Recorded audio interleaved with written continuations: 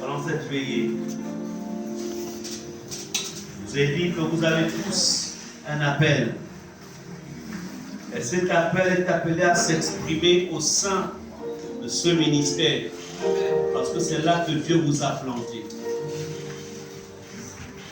Je voudrais vous dire qu'il y a des récompenses et des bénédictions qui s'attachent à tous ceux qui exercent l'appel de Dieu dans leur domaine. Nous savons de quoi nous parlons, le pasteur Muriel et moi. Je vous disais dimanche dernier, pendant que ses parents avaient pour elle des projets pour la France, le Canada, et même l'Afrique du Sud, elle a dit non, s'est accrochée à l'appel.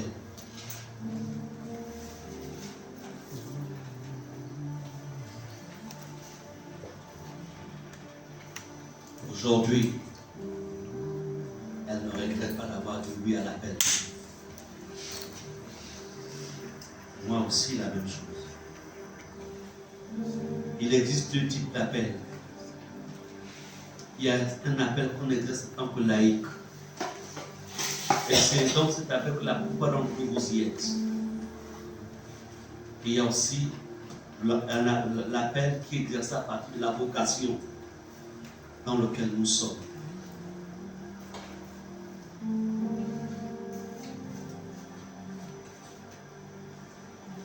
Alors, dans Marc 10, verset 28 à 31, c'est le Seigneur qui parle. Pierre se mit à lui dire, à qui? À Jésus. Il dit, voici, nous avons tout quitté. Marc chapitre 10, verset 28 au verset 31. Marc 10, 28 à 31. Ici, Pierre est confronté à la réalité de l'appel. Il est dans ce qu'on va appeler l'épreuve de l'appel. Et il pose la question à son maître. Pierre, ici, en fait, est un homme d'affaires. Il est propriétaire de plusieurs bateaux de pêche. Pierre n'était pas quelqu'un de pauvre. C'était un homme d'affaires. Mais à cause de l'évangile, de l'appel de Dieu dans sa vie, il s'est dissocié de la gestion de ses entreprises. Il a laissé ça entre les mains de ses employés. Lui-même, il a suivi le maître. Au point où même parfois, certains de ces bateaux seraient pour prêcher la parole de Dieu. C'est pourquoi il pose la question ici. Il dit, voici, nous avons tout quitté. Et nous t'avons suivi. Comme pour dire, nous avons répondu à ton appel. Et à Jésus de répondre. Je vous le dis en vérité. Qui? Il s'adresse aux apôtres. Et comme aussi, il s'adresse à vous ce soir. Il n'est personne qui, ayant quitté à cause de moi et à cause de la bonne nouvelle, sa maison, ou ses frères, ou ses soeurs, ou sa mère, ou son père, ou ses enfants, ou ses terres, ne reçoit au centuple présentement, dans ce siècle-ci, des maisons. Il a quitté une maison, mais il retrouve des maisons, des frères, des sœurs, des enfants et des terres, avec des persécutions. Et dans le siècle à venir, la vie éternelle. Amen. Alléluia. Amen. Nous avons ici les récompenses et les bénédictions de la paix. Je voudrais vous dire, si vous répondez à l'appel de Dieu, si vous vous engagez pour le service divin, si vous servez Dieu dans la dimension de l'appel qu'il a déposé sur vous. Voici ce qui vous attend. Il n'a pas prévu pour les apôtres seulement. Il n'a pas prévu simplement pour les prophètes, pour les docteurs, pour les pasteurs, pour les évangélistes. Il a prévu cela pour tous ceux qui serviront Dieu dans le domaine de leur appel. Cessez de vous focaliser seulement dans le cadre de votre travail séculier. Le travail de la terre qui passe et qui reste et qui ne produit rien du tout. Si ce n'est que des fardeaux, des dettes, si ce n'est que des emprunts, on appelle ça comment? Des prêts avec intérêt, ou pour rembourser, ça devient une corde au cou. Servez Jésus. Amen. Servez le Maître. Engagez-vous. Essayez avec Jésus. Vous avez essayé avec vos efforts à vous, dans le domaine que le vôtre. Mais essayez de mettre Jésus en premier. Soyez. Prenez un jour dans la semaine, au-delà de ce que les anciens font déjà. Venez. Joignez-vous à eux. Servez-le dans votre domaine. Allez dans les hôpitaux. Continuez pour ceux qui vont dans les hôpitaux, dans les prisons, dans les rues, dans les marchés, dans les lieux publics. Parlez de Jésus. Emmenez les âmes pour Jésus. Suivez ceux qui ne viennent plus, qui ont certainement des problèmes. Il n'y a personne. Il n'y a personne. Aujourd'hui, nous ne regrettons pas de servir Jésus. Nous ne regrettons pas. On n'a pas à regretter d'avoir suivi Jésus. Nous sommes là. Nous avons les financiers ici. Je répète encore une fois cela. Ce n'est pas ce qui nous donne, qui permet de nous nourrir en tant que tel. Suivez l'exemple de ce que Dieu fait avec vos pasteurs. Parce que nous avons répondu. Nous servons Dieu dans la dimension de notre appel. Nous avons des enfants à l'étranger. Vous connaissez là où nous vivons.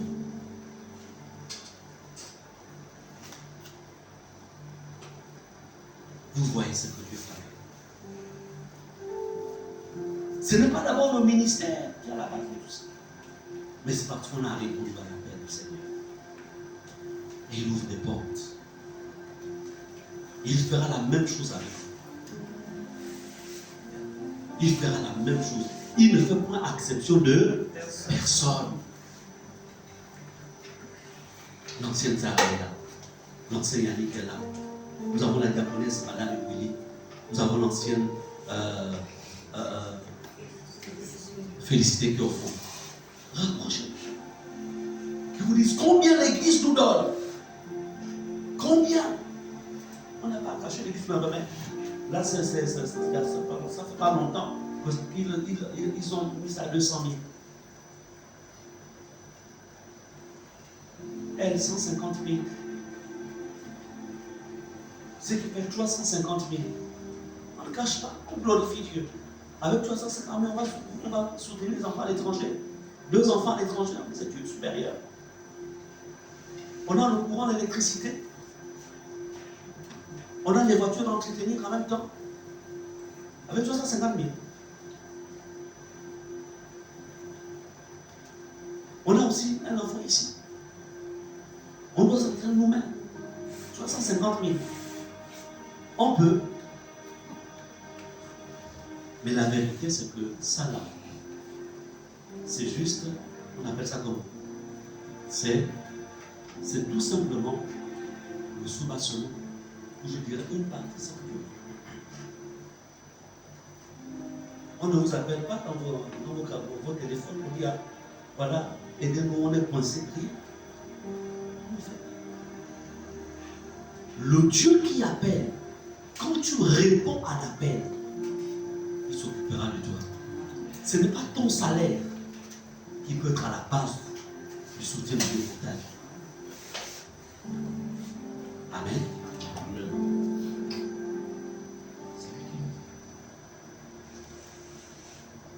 Servez le Seigneur. Mettez Dieu au défi. Suivez les âmes. Faites l'œuvre de Dieu. Venez ici.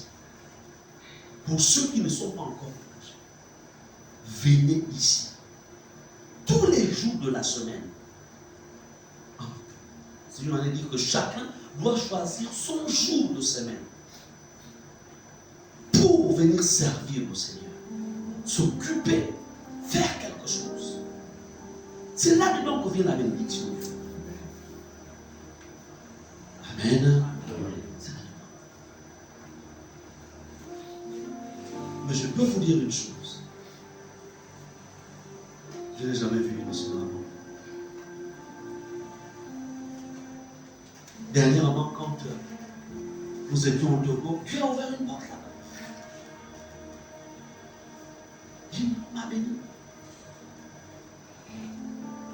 Quel que soit le lieu où je peux aller, il ne manque pas de grâce. Quel que soit le lieu, il ne manque pas de grâce. Pourquoi? Parce que il a dit, il n'y a personne qui peut nous servir, qui ne recevra une récompense, qui ne recevra un salaire. De la même manière que l'entreprise pour laquelle vous travaillez vous paye. Si vous servez Dieu dans son entreprise, il va vous payer. Et servir Dieu, ce n'est pas être là les dimanches. Les dimanches, c'est pour adorer Dieu. C'est pour lui rendre un culte. Donc quand vous venez ici dimanche, ce n'est pas servir au Seigneur. On vient de rendre un culte. Dieu, on le sert en semaine. Donc ceux qui sont prêts à payer le prix et à répondre à l'appel de Dieu reçoivent une belle récompense. En commençant par ici. Ensuite en terminant, en continuant au ciel. Amen.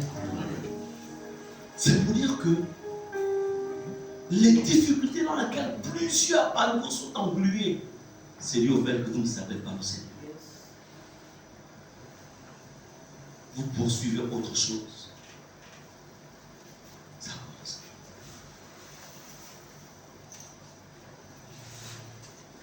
Donc ceux qui servent Dieu avec diligence ont un témoignage ou un autre de la fidélité de Dieu dans la récompense de ses enfants. Dieu récompense tous ceux qui le cherchent diligemment, tous ceux qui le servent. N'oubliez pas que vous avez un devoir.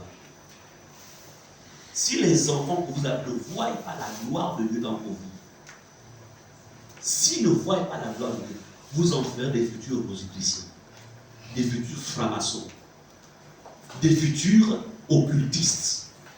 Parce qu'ils diront, papa, maman, on a ça avec Dieu. On allait tout le dimanche à l'église, je n'ai rien vu. On galérait. Non, maman, je sais que Dieu existe, mais j'ai choisi mon chemin. Ça, c'est ce que vous encourez. C'est pourquoi servez Jésus. Mettez-le au premier plan.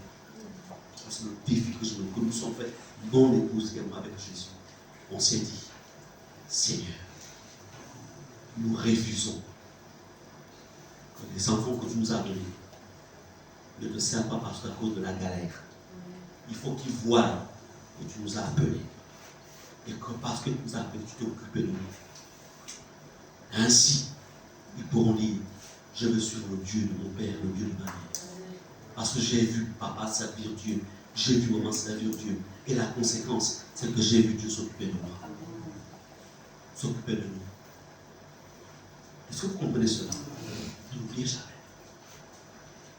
N'oubliez jamais que vos enfants voient tout. L'une des choses qui m'avait traumatisé quand j'étais enfant, je ne veux pas faire beaucoup d'enfants.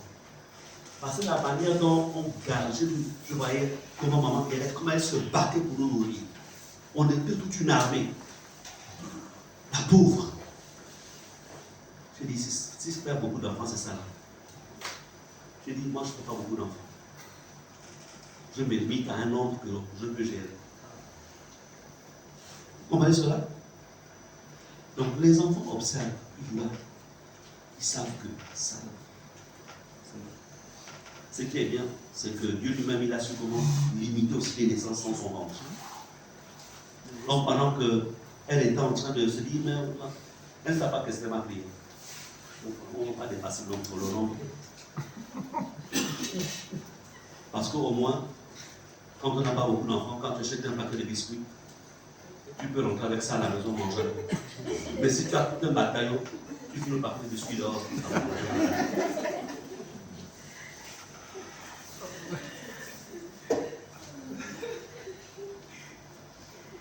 Mais ce qui est vrai, c'est que si Dieu est glorifié dans une famille, si on sert Dieu, si on sert Dieu, quelle que soit la grâce que Dieu vous a faite, Dieu vous donnera la capacité de pouvoir vous occuper, en fait, de ceux qui vous a nourris. Jacob en avait 12. Mais 12, Jacob leur a laissé, tous avaient un héritage. Est-ce qu'on est ensemble? Donc il y a certains qui auront l'onction de Jacob, d'autres auront une autre onction. Est-ce qu'on est ensemble? Donc je ne peux pas ici dire que celui qui en a fait assez a mal fait. Non. Ce n'est pas ce que je veux dire. Ne vous en faites pas, le Seigneur est revenu, est arrivé, donc il y aura à nouveau des allocations familiales. Donc faites, ça va revenir. Mais la réalité, revenons sur ce que Dieu fait. Il n'y a personne. Donc à un moment, il faut que vous asseyez. Pendant ces moments, quelle est la récompense de Dieu dans ma vie? Vous faites un équilibre. Ce que l'entreprise, c'est-à-dire qu'au-delà de ce que l'entreprise te donne, au-delà de ce que l'entreprise te donne, ce que vous appelez salaire, en dehors de ça, quand on coupe ça, il y a quoi après? S'il n'y a plus rien, ça veut dire que tu n'es pas dans la dimension où Dieu t'attend dans son service. Vous savez, au niveau de l'église, la période la plus compliquée, ce sont les vacances. Parce qu'avec les prologages de plusieurs, les entrées en dîme en offrande, ça descend. Elles sont là. Il y a des moments où parfois me disent, pasteur, il n'y a pas assez. On fait comment? J'ai dit, bon, on privilégie d'abord la secrétaire.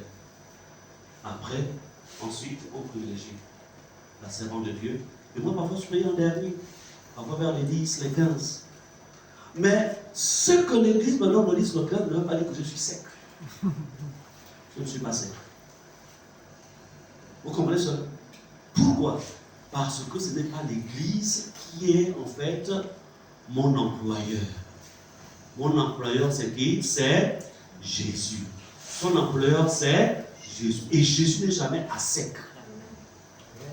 Jamais. Donc, à un moment, il faut s'asseoir et faire le pour et le contre. Donc, certainement tu sers Dieu à un niveau 25, mais il veut que tu montes au niveau 50. Ou certainement tu es au niveau 50, il veut que tu montes au niveau 75. Ou tu es au niveau 50, il veut que tu sois au niveau 100. Ça passe. Amen. Donc, retenons ce soir, avant qu'on ne passe à la prière, retenez qu'il y a la récompense de la terre, il y a la récompense du ciel. Il y a le salaire de la terre, il y a le salaire du ciel. Le salaire de la terre, c'est ce que ton entreprise te donne. Le salaire du ciel, c'est ce que Dieu te donne sur la base du travail de l'homme. C'est ça. Le travail que tu fournis par rapport à son standard à lui. Pas ton standard. Son standard. Il te dit, voilà comment je veux que tu me serves au niveau des fatas. Et quand tu rentres dans son standard, là, il te donne un salaire. Parce qu'il y a beaucoup qui servent Dieu, mais dans leur standard à eux. Ça, l'amour, c'est pas ça. Son standard à lui. Amen. Donc, je voudrais que d'ici décembre, au sortir de ce moment, je veux les témoignages. Parce que le moment qu'on a passé, Dieu m'a parlé. Et je rectifie le tir. Et depuis là, je vois la main de Dieu. C'est parce que je vois la main de Dieu. On veut les témoignages. On ne va pas passer toute une nuit pour qu'au mois de décembre, pour traverser de décembre, pour aller en janvier, tu te trouves encore avec des pleurs par intérêt qui s'élèvent je ne sais pas combien de centaines de mille. Non. Ça doit changer. Répète, ça doit changer. Ça doit changer. Ça doit changer. Amen. Il nous arrive le moment où on appelle. Quand tout c'était ici. Vous voyez cet amour, c'est Jésus qui a donné. Oui, ça, c'est Jésus. Le Jésus que votre père et votre mère sert, c'est lui qui donne ça.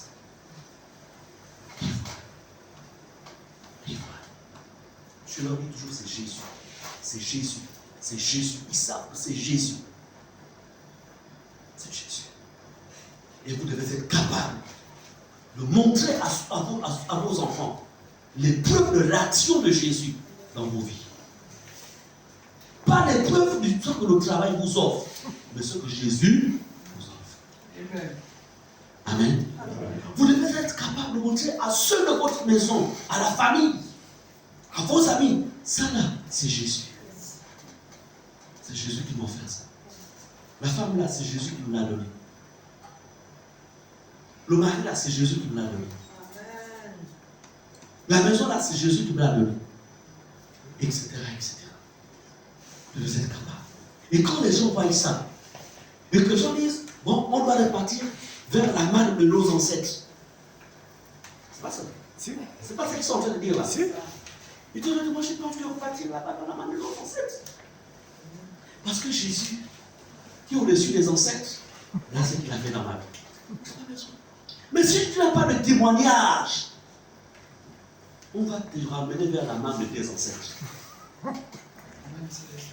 Hein? Amen. Est-ce qu'on est ensemble? Alors pour cette dernière partie de la prière, dont il est question de réaliser les récompenses et les bénédictions de l'appel, on a besoin de prier et c'est l'ancienne Emma qui va nous conduire dans la prière. Parce que nous ne voulons pas le théorie, on veut la pratique. Et je vous donne jusqu'en décembre des témoignages. Tous. Ancien Yannick, tous sont là, doivent venir avec des témoignages. Deux types de témoignages. Soit il y a Dieu passe par des promotions. Tu pars du niveau du salaire que tu as là, pour monter un salaire plus élevé. Soit le corbeau, chaque 15, il prend le relais de la fonction publique. Vous venez te donner ce dont tu as besoin pour terminer le mois. Plus de crédit par intérêt. Amen. Amen. On voit la gloire de Dieu. On voit de nouvelles opportunités. Amen. On veut voir. Dieu est création d'entreprise. Tout ça, on veut voir ça. Amen. Amen. Amen. Alors, l'ancien Emma va nous conduire. De toute façon, déjà, vous qui avez il faut aller vous inscrire. Vous qui avez l'appel dans les entreprises là. On a dit que les entreprises gabonaises, c'est, on appelle ça comment? 150 millions. 150 millions. Il faut aller. Hein? Voilà, il faut aller déposer. C'est ça le miracle aussi. Amen. Oui, tout ça, ça va rentrer à l'intérieur.